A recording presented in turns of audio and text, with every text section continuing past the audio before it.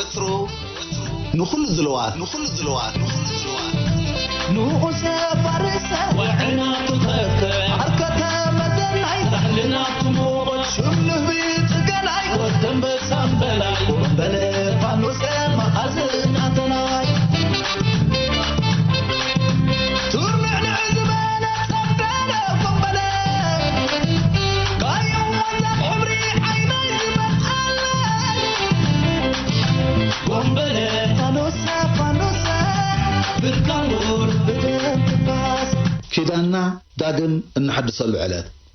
علتنا أصنت نعنا هزب إرترا زعبي بعلنايو مغنياتو دحرتنا ويحن مريرين كوينات كم هزبن هاجرن هلاوينان منتنا ترجاجيسو أبغدنا سلامن هنسات هاجرن كنوجعز سل زخالنا إذا سل زخانة علتنا أصنت بحبوسم عبي كبرن كنوبعلو قدرنا تخون إذا خوينا جن بتي أبى بعلو إن رأي أخبرتن سمع عنا حبوسم كي تحسرنا كنوخن كيدن بعمقات أرحينا كنت متنيس قبعنا أبز علت زي أبز حلفنا ينصنت عمتات انتي غيرنا حجي أبي لنا زمسي قعزنا بخميك نقصلينا أبكسالي قعزنا زبدهنا عبيتي صقمات آيونتيوم بخميك نقط مامن كنسقرمونينا وزت زبلو حتتات عتيبنا كنريومن كنحزومن التزغاخر علتيا علتنا صنات زحلف 3 عامات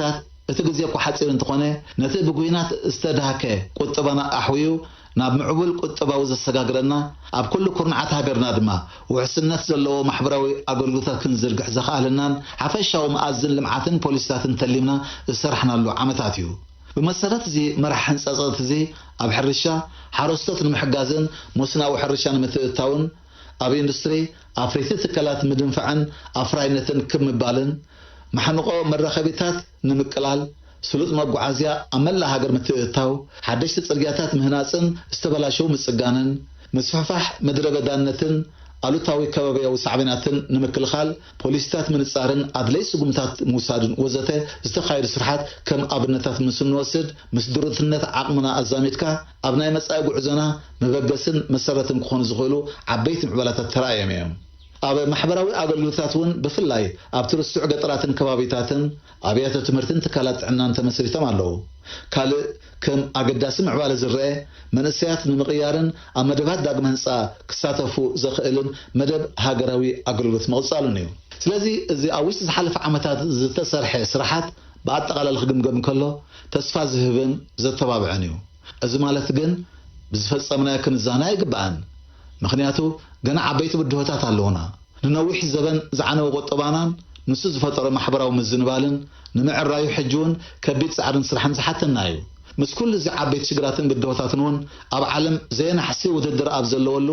ኣቓልቦ ሓገዝ ዓለም ድማ ካብ ኣፍሪቃ ናብ ካልእ ኩርናዓት ዓለም ኣብ ዘድሃበሉ ከምኡውን ለበዳ ኮሮና ቫይረስ ዝገደፎ ስምብራትን ኣብ ግመት ብምእታው ጀሚርናዮ ዘለና ናይ ምህናፅ ጉዕዞና ቀሊል ከም ዘይከውን ንምግማቱ ኣይሸግርን ኤርትራ እቲ እንኳን ቀንድን ሃብታ ህዝባ እዩ ከምቲ ኣብ እዋን ሓርነታዊ ቃልሲ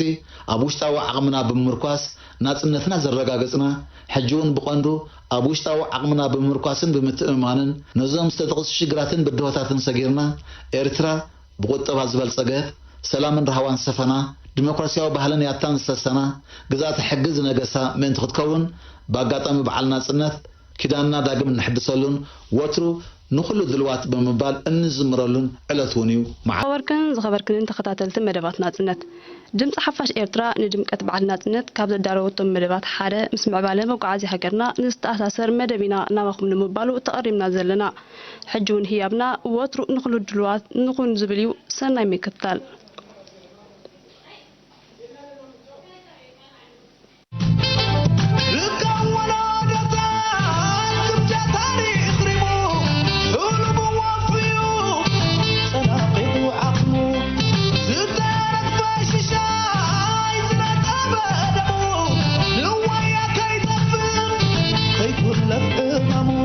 وثرو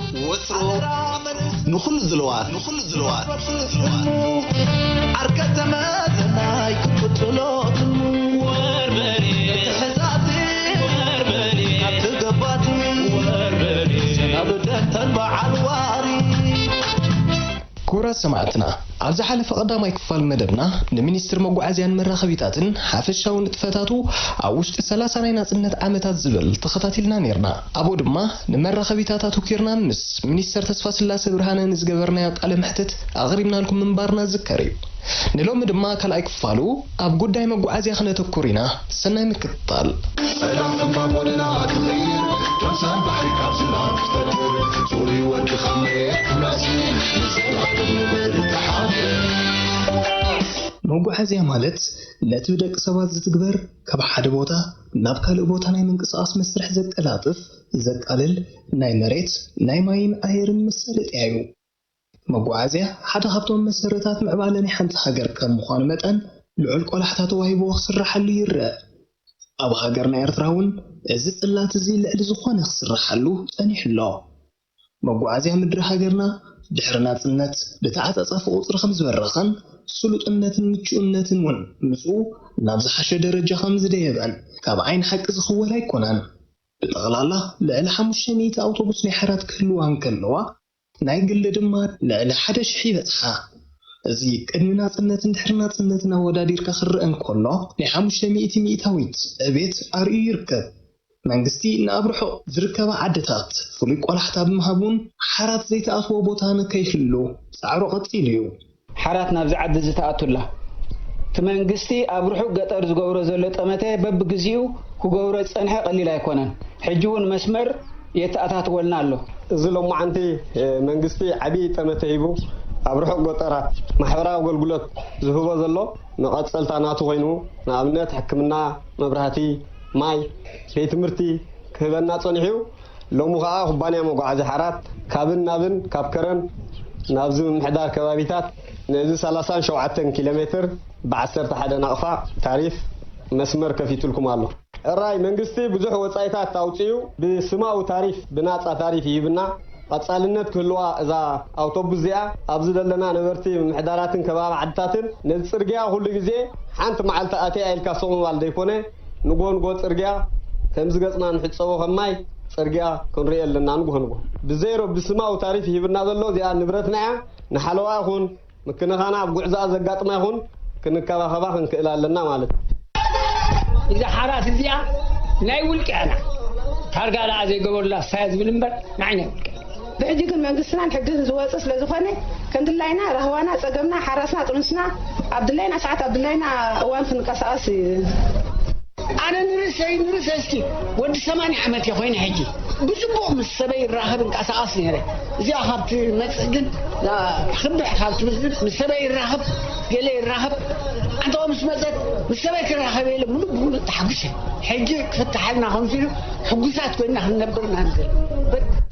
ሕጂ ግን ኣብዚ ጣሬዛ እንዳገበርካ ብክንደይ ሽግር ብክንደይ ህዝቢ ተሰኪሙ እንዳወሰደ ዘሕለፍናዮ መወዳእታ ይብሉ ሕጂ ግን ንመስጊን ኣፀቢቑ መንግስቲ ኤርትራ ኣዝዩ ብዙሕ መጠን ገንዘብ ኣውፂኡ ንመጓዓዝያ ምድሪ ዘገልግላ ዝተፈላለያ ተሽከርከርቲ ኣእትዩን የእቱን ኣሎ። ነዘን ተሽከርከርቲ ቀለበን ዝኾነ ነዳዲ እውን ብዘይተኣደነ ናይ ወፃኢ ሸርፊ ይዕደግ ኣሎ። ሚኒስትር መጓዓዝያን መራኸቢታትን እውን ብኢዱ ነዚ ኣገልግሎት ንምሃብን ንምክትታልን መዓልትን ለይትን ሰላም ዘየብል ትካል እዩ። እዚ ምስ ህዝቢ ቀጥታዊ ምትእስሳር ዘለዎ ሚኒስትሪ ካብ ዓይኒ ህዝቢ ክኽወል ኣይክእልን እዩ። ስለዝኾነ ድማ ኣዝዩ ጥንቁቕን ጽፉፍን ኣገልግሎት ንምሃብ ኣብ ቀጻሊ ጻዕሪ እዩ ዝነበር ይብል ሚኒስትር መጓዓዝያን መራኸቢታትን ሚኒስትር ተስፋ ስላሴ ብርሃነ። ብቐሊሉ ነቲ ህዝቢ ዝጸልዎ ስለዝኾነ ይጽናሓለይ ደይ በሃል ስራሕ ስለዝኾነ ወላ ሰንበት ኣይብል ወላ ለይቲ ኣይብል ወላ በዓል ኣይብል ስለዝኾነ ኩሉ ግዜ ኣብ ስራሕና ሙግያይና ሓደለኻ ምሕደሩ ከዓ ከቢድ እዩ። መጓዓዝያ ምምሕዳር ከቢድ እዩ። ኣብቲ ውሽጢ እቲ መጓዓዝያ ብጀካ ዘንዝበልናየን ተናሽቲ ሚኒባሳት ካልኦት እውን ኣለዉ። እዞም ትምህርቲ ምዝዋር መኪና ኣለዉ፣ ጋራጃት ኣለዉ። ኣብቲ እቲ መጓዓዝያ ምድሪ ስለዝኾኑ ስለዚ እንድሕሪእናዮ ምናልባት ኣብ ገሊኡ ፅሕፈታት ገለ ጉዳያት ድሓን ፅባሕ ክሰርሖ ኢልካ ተቐምጦ ኢኻ ኣብ መጓዓዝያና መራኸቢታትን ከተቐምጦ ትኽእል ኢኻ ክሻው ትምልሽ ኣለካ። ምክንያቱ ግዜ ይበካን እዩ ሸዓ ትምለስ ቴሌፎን ተጠው ኢላላ ኢንተርኔት ተጠው ኢላላ ክትመልስ ኣለካ ሸዓ ድሕሪ ፅባሕ ገለ መለ ድሕሪ ሰሙን ገለ ክትብል ኣይትኽእልን ኢኻ። عقم تزي بالك خا قدا بالك زي نسرحنا عقم يبلنا خاطب المري يصنح حل زي باسرحنا مقعز يكون مرح بيتاتون ኣብዚ ሓለፈ ዓመታት ናጽነት ኩባንያ ሓራት ዝሃቦ ኣዝዩ ዝምስገን ኣገልግሎት መርኣያ ናይቲ ዝተኻየደን ዝካየድ ዘሎን ጻዕሪ እዩ ኩባንያ ሓራት ክጅምር እንከሎ 19 ኣውቶቡስ ጥራይ ከም ዝነበረኦ ሰነዳቱ ይጠቅስ ውጽኢቱ ተራእዩ ድማ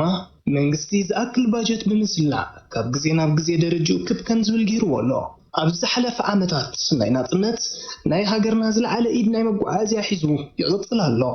ተጠቃሚ ህዝቡን ኣብ ዝገብሮም ምንቅስቓስ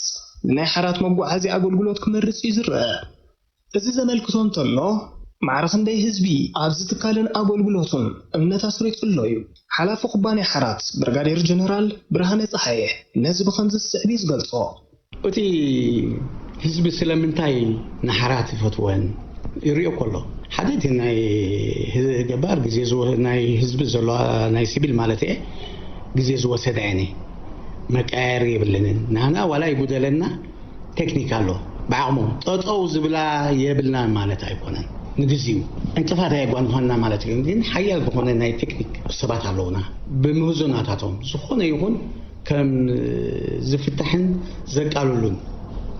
ንሕና እቲ ሓደስ መኻይን እንኳን ንደሊ እንትኾንና ኣብተን ሓደስ መኻይን ኣይኮንና ነተኩር ኣብተን ዘለዋ ኣብ ኢድና ከመይ ይፅገና ከመይ የገልግላ እዚ ምሳና ዘለዋ መኻይን ጎ ውሕዳት እውን ኣይኮናን ግን ጉድለታት ክህሉ ይኽእል ሕጂ ግን ኣብዚ ሰዓት እዚ ኩሉ ጉድለታት ዳርጋ መንግስቲ መሊኢልና ኣሎ ገለገለ እኳ ዝሰርፍ ተሎ መሊኢልና ኣሎ ብኡ መሰረት ከዓ ኣዋዳድባና ኣሒልናዮ ኣብ ውሽጥና ምውድዳባት ጌርና ኣለና ንሕና ሕጂ ክንፅቕጠሉ ደሊና ዘለና እቲ ናይ ምፅጋን እዩ ናይ ምሕዳስ ምክንያቱ ዝተፈላለየ ኣቑሑትናታት መፂና ስለ ዘሎ ኣውቶቡስ ክውስኻና ክመፃና ድሌት እኳ እንተሎ ናብኡ ይኮንና ነተኩር ንሕና ናብቲ ኣብ ኢድና ዘሎ መኻይን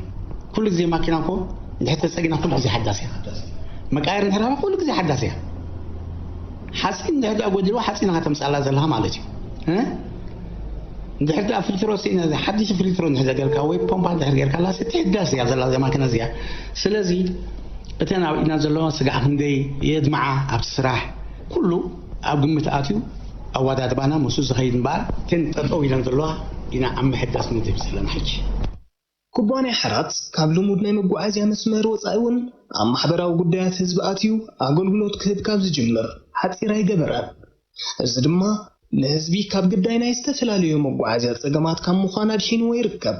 ኣብ ውሽጢ ሓደ ሃገር ማዕርነት ኣብ ዝተፈላለየ ቦታታት ዝነብር ህዝብታት ክረጋገፅ እንተደኣ ኮይኑ ማዕረ ዝኾነ ማሕበራዊ ኣገልግሎት ክረክብ ይግብኦ ኩባንያ ሓራት ድማ ነዚ ዕላማ ዝኸውን ንምግባር ከይተሓለለ ናብ ርሑቕ ገጠራት ብምእታው ኣገልግሎት ይህብ ኣሎ ሕጂቲ መደብ ቀዳምነት ናይ መንግስቲ ናይ ልምዓት ቦታ ኣገዳሲ እንድኻ ቀዳምነት ትህብ ብኻልኣይ ደረጃ ንሕና ኣብ ኩሉ ናይ ኤርትራ ማሕበራዊ ኣገልግሎት ንህብ ንኣብነት ኣብ ሃይማኖታዊ በዓላት ናብ ጎቦታት ከም በዓል ደብረ ሲና ዝኣመሰለ ከም በዓል ደብረ ቢዘን ስጋዕ ንፋሲት ከዳ ከም ዝተፈላለዩ ደብረታት ኣብ ኤርትራ ዘሎ ናይ ሃይማኖት በዓላት ንህብ ኢና ንማሕበራዊ ኣገልግሎት ዋላ ንመርዓ ብውልቀ ንህብ ንዝተፈላለዩ ነገራት ንህዝቢ ንህብ ኢና እሱ ጥራሕ ዘይኮነ ግና እቲ ሓራት ዘይኮደ ቦታ ይብሉና ብሰዓሲ በቱ ዘሎ ዓቕሚ ግን ካብ ጫፍ ናብ ጫፍ ተዘርጊሕና ኣለና ኣይብለካኒ ምክንያቱ ብሕጂ ከቢድ እዩ ትራንስፖርት ከቢድ እዩ ደረጃ ብደረጃ ክትበፅሑ መንግስቲ ግና ካብ ጫፍ ናብ ጫፍ ከምቲ ቀደም ዝበልኩ ንልካሲ ኢሉ ምፅይዎ ኣሎ ካብ ጫፍ ናብ ጫፍ ብኸመይ ህዝቢ ይጥቀም እቲ ታሪፍ ፈፂምካ ንዓና ንተካለ ሃሳይ እዩ ዘሎ ስጋዕ ሕጂ ብሓቂ የዘርብ ኣነ ብውሕዱሲ ነቲ ናታትን ምንቅስቓስ ወይ ናትን እዚ ብባጀቱ ዝመሓደር ድዩ ንናትን ክሽፍና ከላሎ ንነዳዲአን ንግብሪ መንግስቲ ንደሞዝ ሰራሕተኛ ንዝተፈላለየ ክሽፍና ኣለዎን ነቲ ዝመፅእ ኣቑሑት ንዕኒ ዝመፅእ እውን ኣብ ዘውሐ ክኸፍሎ ክኽእል ኣለዎን ሕጂሲ ኣዝዩ ርቱዓውን ግን ንሕና በታ መንግስቲ ዝበለና ኢና ንኸይ መንግስቲ ንዑ ዝረአዩ ንዓና ዘይረአየና ስለ ዘሎ ዘዛሙዶ ነገር ስለ ዘሎ ንሕና በታ መንግስቲ ዝበለና ኢና ንኸይ ዘለና ሓንቲ ኣብነት ተቐሰልካ እዚ ፊቼ ምራር ሰሜናዊ ባሕሪ ማለት እዩ ፊቼ ምራር ብመቀማምጣ ኣይ ምዞባ ዓንሰባ ኣብ ምዞባ ማእኸል ኣብ ምዞባ ሰሜናዊ ባሕሪ እያ ኩሉ ዝፈልጣ እዩ እቶም ህዝቢ እትዮም ኣዝዮም ህስያት እዮም ነይሮም እቲ ዘገር መቃዝዮም ህዝቢ እዚኦም ካኒ ኣብቲ ናይ ምዝላቕ ዝነበረሉ ግዜ ንስሓልፍ ዝለቑ እዮም تاركاتهم زبوسكو زوز لغيمي حجي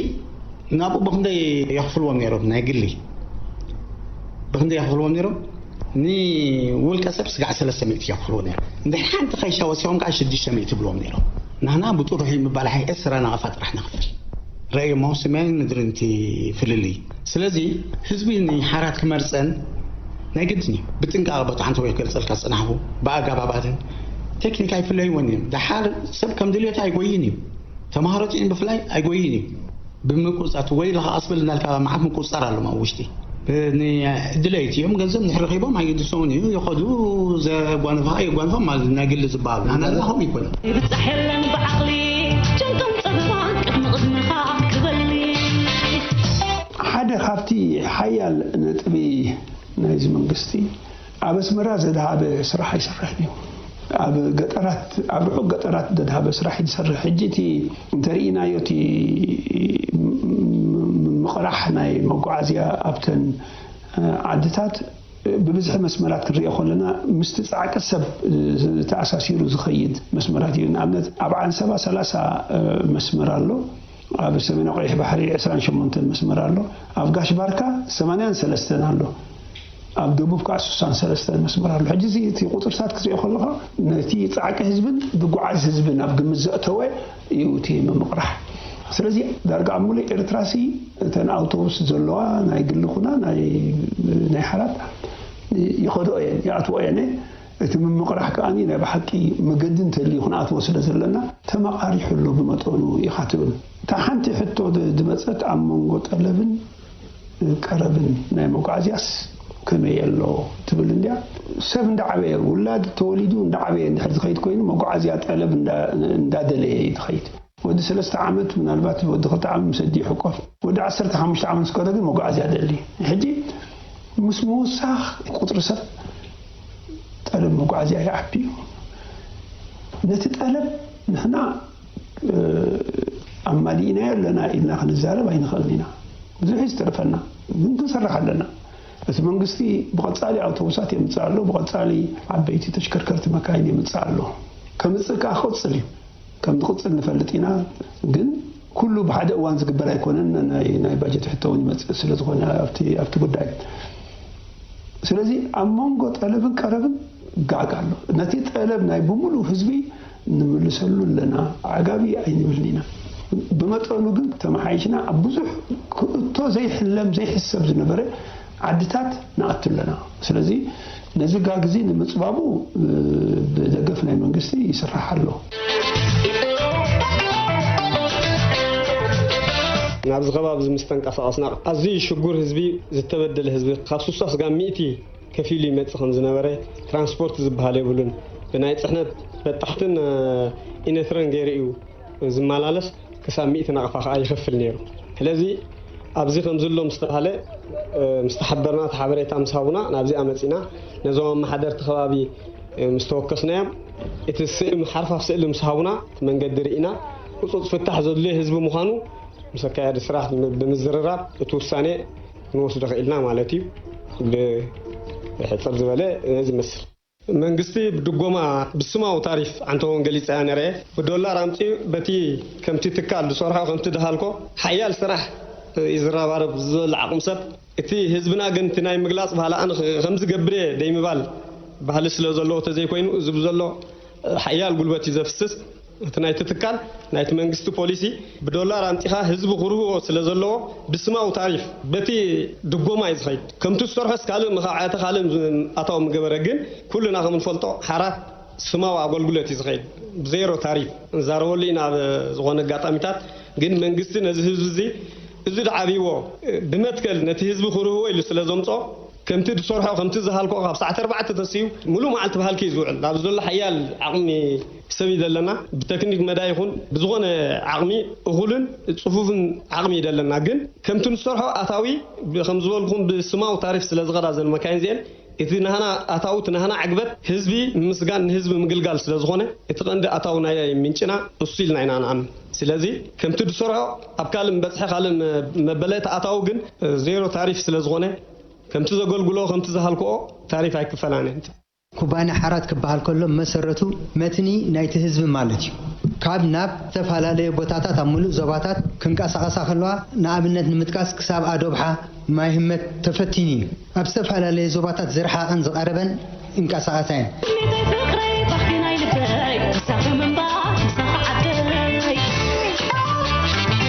ኣብ ጽገና ኻንምፃ ጽገና ዓቕሞም ገብሩ እዮም ንኣብነት ሕጂ ኣነ ኣብ ሓራት ከይደ 2-3 ግዜ ከም ዝረኣኽቦ ኣብኡ ዘለዉ ዓበይቲ መካኒክ ኣለዉ ብቶርኒዮ ተበላሒቶም እዮም ዝሰርሑ ባዕሎም ፀሪቦም ባዕሎም ኣመሓይሾም ቶርኒዮ ገይሮም ብዙሕ መቃየሪ ኣቑሑ ዝተጨፍለቐት መኪና ናታ ፓራፋንጎ ፓራውት ባዕሎም እዮም ዳርጋ ዝሰርሕዎ ናይ ባሓቂ ኣብኡ ከይድካ ኣሰራርሖም ክትሪኦም ከለካ ሕጉስ ኢኻ ትብል ክሰርሕዎ ዘይክእሉ መቃየሪ ኣቑሑ ከዓ ኣሎ ብኢዶም ብማኪና በታ ማሽን በታ ሌዝ ማሽን ክሰርሕዎ ዘይክእሉ ንሱ ከተምፅኻ ወፃኢ ሸርፊ ድልዮ ገንዘብ ድልዮ ከምኡ ስለ ዝኾነ ገለ መካይን ጠጠው ክብላ ግድም ኮይኑ ኣሎ ማለት እዩ ዋላ ብዘን ናይ ከተማውን ተመፂና ኣብዚ ቀያሕቲ ኣውቶቡስን ከምኡ ገለ መካይን ኢንፋክት ብዙሓት እዮም ከማን ደው ድበላ ኣለዋ እዚ ሰልካ ኣብቲ ቀዳምነታት ኢና ንዛረብ ተንደለዋኻ ገንዘብሲ ኣበይ ተውዕለን እዩ ትድልየት ናይ ኩላህና ድልየት እዩ ኩሉ ሰብ ውፅእ ኢሉ ካብ ገዙስ ትራንስፖርት ክረክብ ኢና ንደልየ ትድልየት እዚ እዩ ትትሕዝቶ ግን ንኩሉ ነቲ ትሕዝቶ ናይ ዝሃገር ምናልባት ብዛዕባ መጓዓዝያ ንዛረብ ኣለና እምበር ኣብ ሕክምና እንድሕር ከይትና ኩሉ ሰብ ኪድ ኢሉ ሕክምና ክረክብ እንደልዩ ረክብ ድዩ ሰዓት 4 ትወፍር ዘላ እንዴት ትስራዕ 4 ተስያ ስለምንታይ ትትሕዝቶ እዩ ኣብ ካልኡን ከምኡ ወላ ሚኒስትሪ ትምህርቲ ተኸድና ኩሉ ቤት ትምህርትታትና እንድሕር ከይድናዮ ኣለዎ ድዩ እቶም ቤዚክ ነሰሲቲ ላቦራቶሪ ዓይኒ ምድሪ ኣለዎ ድዩ ማዓት እንዲ ደይብሉ ፈልጦን ያ ደቅና ነው ንብሉ ስለምንታይ ትትሕዝቶ ሕጂ ተንገንዘብ ዘለዋ ኻሲ ኣበይ ናይ ቀዳምነታት ኢኻ ተመቃርሕን በርቲ መንግስቲ ደይሓስቦ ደይደልዮ ኮይኑ ይኮነን ትሕዝቶ እንድሕር ተረኺቡ ኩሉ ከምቲ ዝድለ ደረጃ ንምብፃሕ ለይትን ቀትርን ሓለም ክእል እዚ መንግስቲ ንዕኡ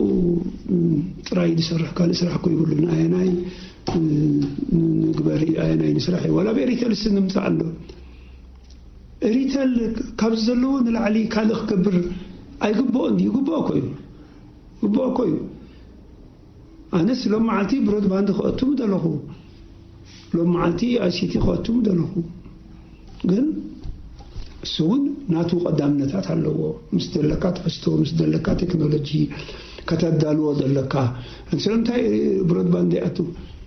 ሎሚ ክብል ክእል እዩ ብሮድባንድ ክትእቱ እኮ ማይክሮዌቭ ክትቅይር ኣለካ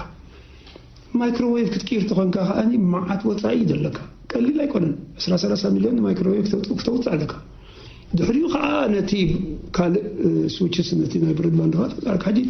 67 ሚልዮን ዶላር ተድልየካ ተኾይኑ 67 ሚልዮን ሕጂ ከተምፅአን ትኽእል ዲኻ ሕጂ እቲ ዘለና ውሁብ ኩነታት ናይ ዝሃገር ምስቲ ዘለና ትሕዝቶ ኣተኣሳሲርካን ቀዳምነታት ናይ መንግስቲ ኻ እንታይ ኣለዉ ነተን ትሕዝቶ ንምምቕራሕ ዝገብረን ቀዳምነታት እንታይ ኣለዋ ርኢኻ ኢኻ ከምዚ ክንገብር ኣለና ትብል እምበሪ ከምዚ ዘይግበር ጥራይ ክትብል ኣይትኽእልን ኢኻ ክብል ክቡራት ሰማዕትና ካብ መጓዓዝያ ምድሪ ወፂና ናብ ናይ መጓዓዝያ ኣየርን ባሕርን ገለጽ ምስ ንብልከ ኣብ ከመይ ደረጃ ኢና ንርከብ ዘለና ወላ እኳ ብሰንኪ ለበዳ ኮሮና ቫይረስ ኩሉ ተሰናኺሉ እንተጸንሐ ዓቕምታት እዚ ሚኒስትሪ ክግምገም ከሎ ግን ሕጂ ኣብዚ እዋን እዚ ዳርጋ 6 መገዲ ኣየራት ወይ 7 መገዲ ኣየራት ንኤርትራ ይሰርሓ ኣለዋ ኣነ ብዙሕ ፀገም ኣለና ኣይብልን እየ ምክንያቱ እቲ ድጓዓዝ ህዝብና ውሕድ እዩ ተን መገዲ ኣየራት ከዓ እንድሕሪ ጥራይ ኢደን ድመፃ ኮይነን እቲ ክሳራ ኣዝዩ ዓብዪ እዩ ሓንቲ ነፈሪት ጥራይ እንድሕሪ መፂኣ ወይ ጥራይ ካብዚ እንተኸይዳ ኣዝዩ ዓብዪ እቲ ክሳራ ስለዚ እዘን ሕጂ ዘለዋ ክሪአን ከሉ ከዓነ 7 ዝኾና መገዲ ኣየራት ኣለዋ ኣብዚ እዋን እዚ እቲ ኣገልግሎት ይህባ ኣለዋ ኣነ ብዙሕ ናይ መገዲ ኣየር መጓዓዓዚ ፀገም ኣለና ኣይብልን እየ ተጋላቢትካሲ ኣብ ደለኻያ መዓልቲ ደለኻያ ነፋሪት ወሲድካ ክትከይድ ትኽእል ኢኻ ብዝኾነ መንገዲ ከዓ ፀገም ናይ መጓዓዚ ብፍላይ ናይ ኣየር ኣብዚ እዋን እዚ የለን ክብል ክእል ዳርጋ የለን እየ ትብሎ ግን እኹል ድዩ ከምኡ ኢልና ዲና ክንቅፅል እንድሕር ኢልካ ኣይኮነን ግን ክንቅፅል ኢና ካልኦት መንገዲ ኣየራት ክመፃየነ ክንውስኺና ክወዳደራ ዓይን ዋጋ ክጎድለልና ምእንቲ እንተበዚሐን ይወዳደራ እንዳርት ወዳዲረን ዋጋ ኣብቲ ውድድር ዋጋ እቲ ህዝቢ ይኸስር ኣብኡ ኢና ንደፍእ ዘለና እምበር ናይ መጓዓዚ ኣየር ውሒዱና ኣይኮነን ንሕና መጓዓዚ ኣየር ሕጂ ዘበፂሕና ዘለና ደረጃ ደሓኒ መጠናዊ ፍታሕ ነታ ሃገር ገይሩ እዩ ግን ዋጋ ምእንቲ እቲ ህዝቢ ክጥቀም ክጎድል ክበዝሕ ኣለዎን ንዑ ከዓ ንሰርሓሉ ኣለና ካልኦት ኣብ መስመር ዘለዋ ዝሓታ ኣለዋ ግዚኡ ምስ ኣኸለ ክንፈቕደለን ኢና ምስ ተፈቕደለን ከዓ እቲ ዋጋ ናይ መጓዓዚ ክጎድል እዩ ሕጂ እቲ ዕላማና ከመይ ገይሩ ዋጋ ናይ መጓዓዚ ብኣየር ይጎድል ብዝሒ መገዲ ኣየራት ብምእታው እምበሪ ኣብዚ እዋን እዚ ፀገም ናይ መጓዓዚ ናይ ኣየር ኣሎ ኢልና ክንዛረብ ኣብ ኤርትራ ኣይንኽእልን ኢና መጓዓዝያ ባሕሪ እቲ መንግስቲ ዓብዪ ፕሮጀክት ኣለዎ እቲ ፕሮጀክት እንታይ እዩ እቲ ክሳብ ሕጂ ተገይሩ ዘሎ የስራሓና ኣሎ ድሓን ደረጃ በፂሕና ኣለና ግን ኣብዚ ከባቢና ተወዳዳራይ ወደብ ወይ ድማ ኣገልግሎት መጓዓዝያ ባሕሪ ክህልወና እንተር ኮይኑ ብኩሉ መዳዩ ክስራሓሉ ኣለዎ ሕጂ መሳርሒታት ክውስኽ ዝብል መደብ ኣሎ እቲ ወደብ እውን ካብ ዘለዎ ንላዕሊ ክዓምቆን ክገፍሕን ዓበይቲ ኣዝየን ዓበይቲ ከም ዝእንግድ ክኸውን ዝብል መደብ እውን ኣሎ ሕጂ እቲ ምስ ከባቢና ዘለው ወደባት ብዝኾነ መዐቀኒ ተወዳዳራይ ክኸውን እቲ መንግስቲ ከም ፕሮጀክት ሒዝዎ ኣሎ ኣብቲ ዝርዝር ክኣቱ ኣይደልን ምክንያቱ ዘይተወድአ ዘይተፈፀመ ስለ ዝኾነ ጥራይ ከም ፕሮጀክት ተታሒዙ ከም ዘሎ ጥራይ ክገልጽ ክቡራትን ክቡራንን ሰማዕትና ብምኽንያት መበል 30 ዓመት ናጽነት ሃገርና ንሚኒስትር መጓዓዝያን መራኸቢታትን ኣመልኪትና ዘዳለናዮ ንሓፈሻዊ ምስሉ ዝገልጽ ትሕዝቶ ኣብዚ ዛዚምና ኣሎና ደጊምና ርሑስ ቅንያት በዓል ናጽነት ክኾነልኩም እናተመነና ብምክትታልኩም ንመስገን ሰላም